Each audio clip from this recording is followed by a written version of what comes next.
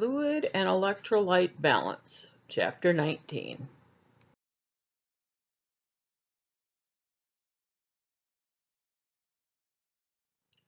Fluid balance implies homeostasis, or a relatively consistency of the body fluids in the body. Water is most abundant body component.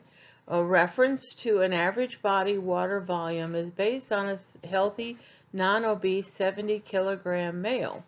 Water is 40% of the body weight in males. It is 50% in females. The body fluids are not all in a single continuous space in the body. Water is vital to the body. Water conservation is a priority. Electrolytes, which we will talk about some here real quickly, are substances that dissolve in water, and those substances would be something like salt, and they are positively and negatively charged.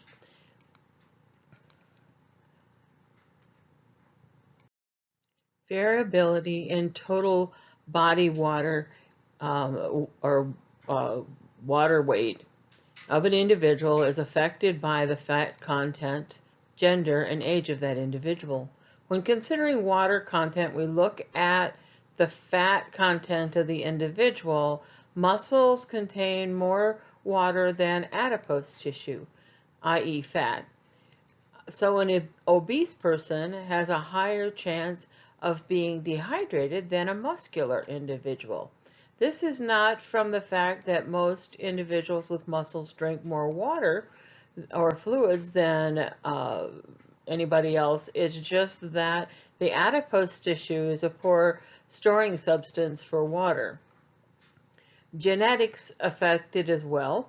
Think of the makeup of a woman's body. That body is made to have a protective adipose layer that the males do not have. So female body has about 10% less water than male body. Age affects water content as well. In a newborn infant, water may account for 75 to 80% of their total body weight. In older adults, water per pound of weight decreases. Muscle tissue and muscle tissue that's high in water is replaced by fat, which is lower in water. The percentage of the body water decreases rapidly during the first 10 years of life and decreases with age. This is why elderly people are more prone to dehydration. Intake of water or body input must be balanced with body output. This is figure 19-2, page 430 in your book, and it talks about the proportion of the body weight typically made up of water. Objective number 1. List, describe, and compare the body fluid components and their subdivisions. This is figure 19-1, page 430. The values represent typical fluid distribution in a young adult male. Interstitial fluid. The total body fluid can be subdivided into two fluid compartments, called extracellular and intracellular fluid compartments. First, we're going to talk about the extracellular fluid. It's also called internal environment of the body. This includes any fluid that is not inside the cell of a body. That would be plasma, interstitial fluid, and transcellular fluids. The second compartment is the intracellular fluid. It is the largest fluid compartment. It serves as solvent for to facilitate intercellular chemical reactions. Intercellular includes all the fluids inside all the cells of the body. Various types of fluids and electrolytes serve different functions in different areas of the body. This table is from your book on page, oh, I didn't write down the page. It's table 19-1, so it'd be right first part of the chapter. It shows what percentage of each liquid is in each person. Objective number 2. Discuss avenues by which water enters and leaves the body and the force that move fluids into and out of the blood. Plasma is the mobile medium that can move fluids around the body quickly to even out any local fluid imbalances. Of the three main body fluids, interstitial fluid varies the most. Water continually moves from the interstitial fluid space into the blood plasma and back again. This depends on the capillary blood pressure and the pressure of the plasma proteins. Plasma volume fluctuates only slightly and briefly. If a pronounced change in the volume occurs, adequate circulation cannot be maintained. These two processes are how the body maintains homeostasis. Diffusion is a process in which the particles move from an area of higher concentration to an area of lower concentration. This goes through a selective or semi-permeable membrane. Osmosis is the movement of the water back and forth to maintain the homeostasis. Explain the mechanisms used by the body to maintain fluid balance. When we discuss the fluid balance of the body, three regulatory mechanisms need to be discussed. The three mechanisms are regulation of fluid output, regulation of fluid intake, and exchange of fluids by the blood. We will start with regulation of fluid output. This is regularly done through the urine volume, which is adjusted to the fluid intake. Antidiuretic hormone from the posterior pituitary gland acts to increase kidney tubule reabsorption of the sodium and water from tubule urine into the blood. So it takes the water from the kidney and puts it into the blood, the water and the sodium. This has a tendency to increase the extracellular fluid by decreasing urine volume and water. Under normal conditions, homeostasis of the total volume of water in the body is maintained or restored primarily by devices that adjust output to intake, and secondarily by mechanisms that adjust fluid intake. If input and output are equal, then the total amount of water in the body does not change. Remember that there's another hormone that helps with decreasing fluid. It's ANH, and ANH is your atrial natriuretic hormone. It is secreted from the atrial wall of the heart and is the salt and water losing hormone. Regulation of fluid intake. The three sources of fluid intake are liquids we drink, water in our foods we eat, and water formed by catabolism of the nutrients, the cellular respiration. Second mechanism is regulation of fluid intake due to the electrolyte concentration. So if you have an increase in electrolytes, you have an increase in the extracellular fluid volume by the water moving from the blood circulation to the intercellular fluid. The final mechanism is exchange of fluid by blood.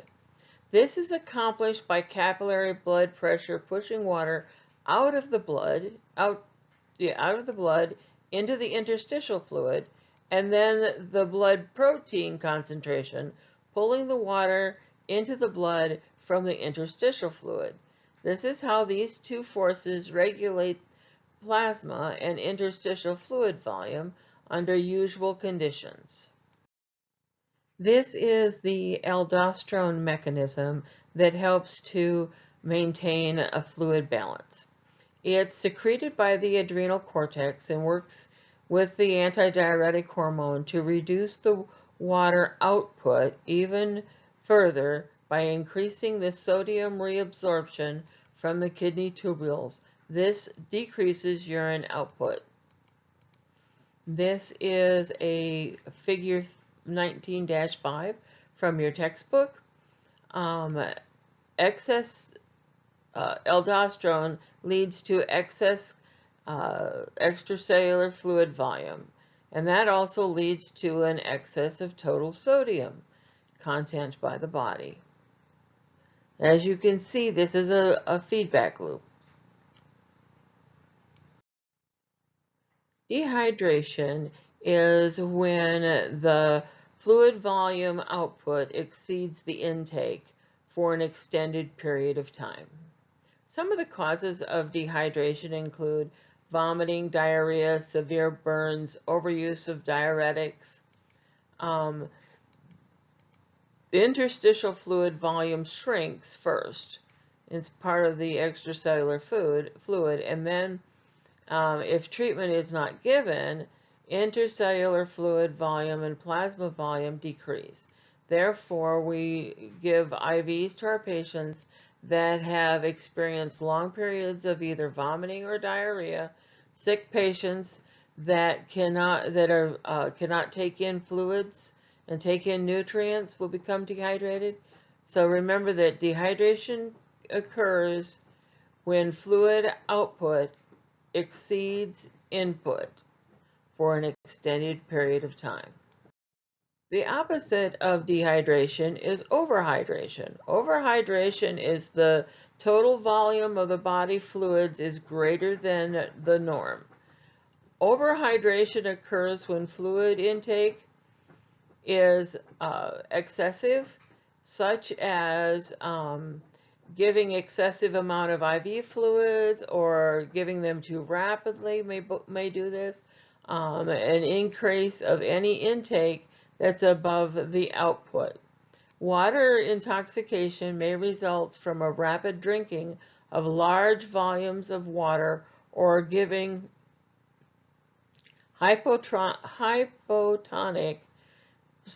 solutions to patients unable to dilute and excrete urine normally. The main thing that I want you to look at in this slide is the use of an isotonic solution. So isotonic solutions are used when we need to do some fluid resuscitation.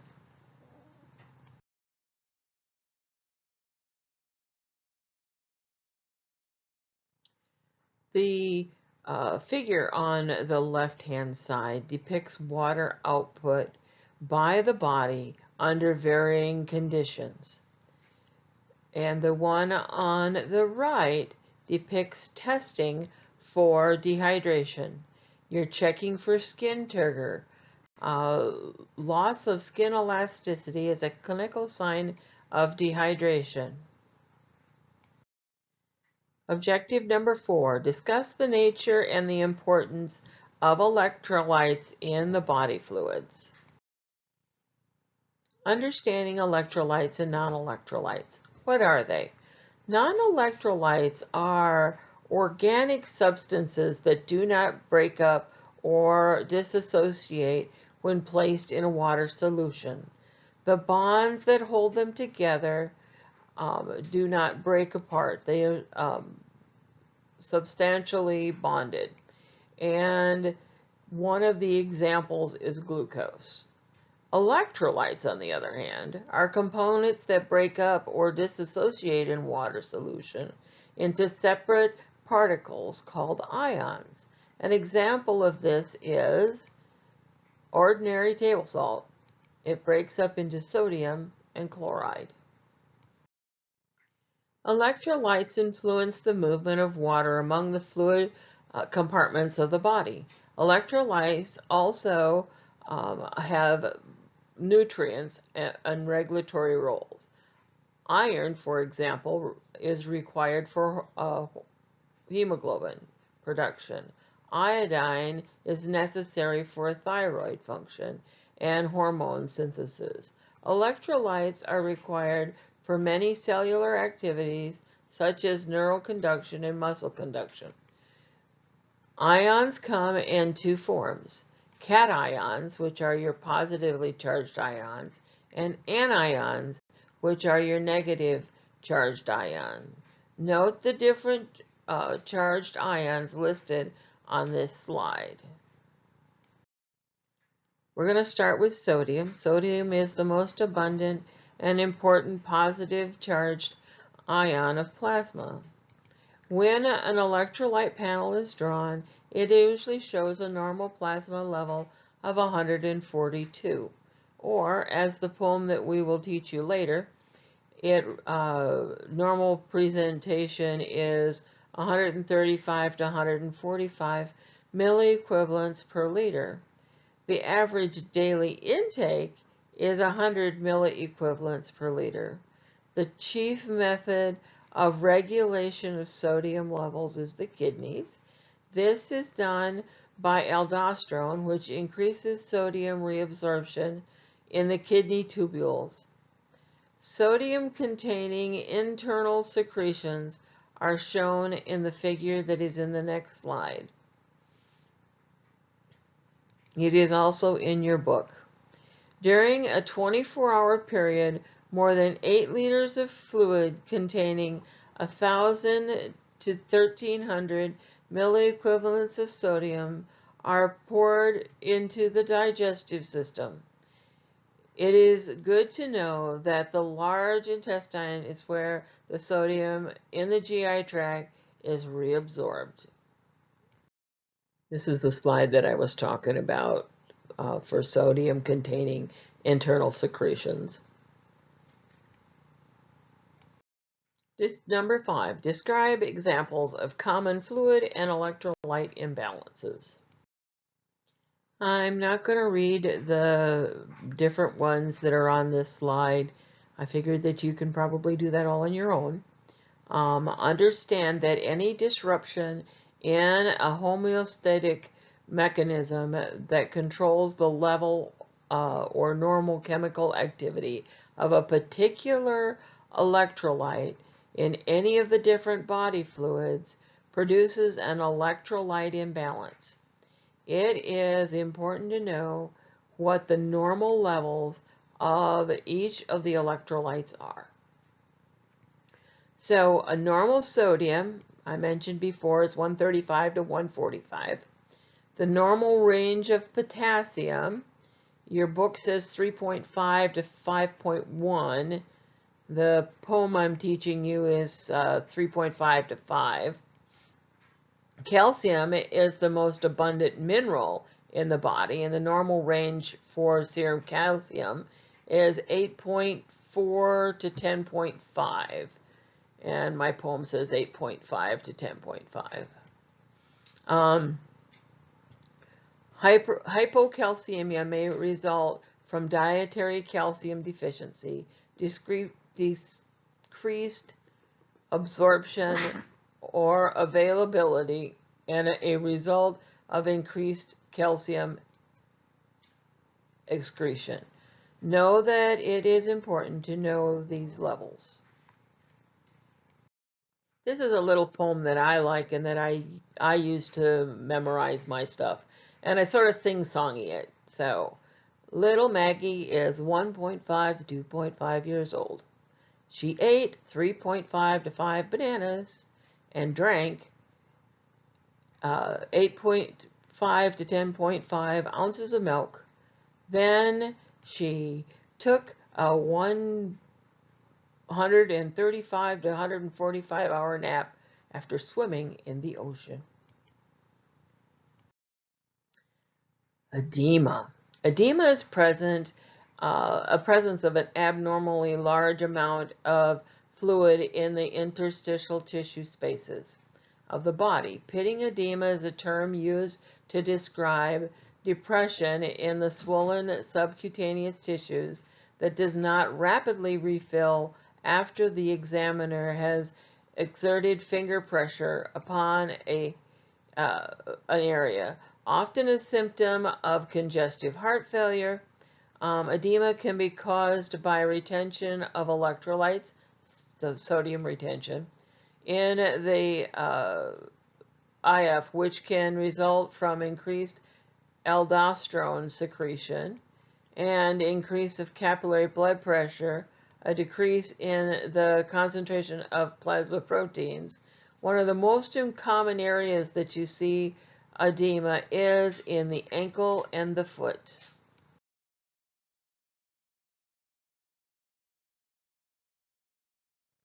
Please feel free to bring your questions to review, and if you think of a question, you can also put it on Edmodo.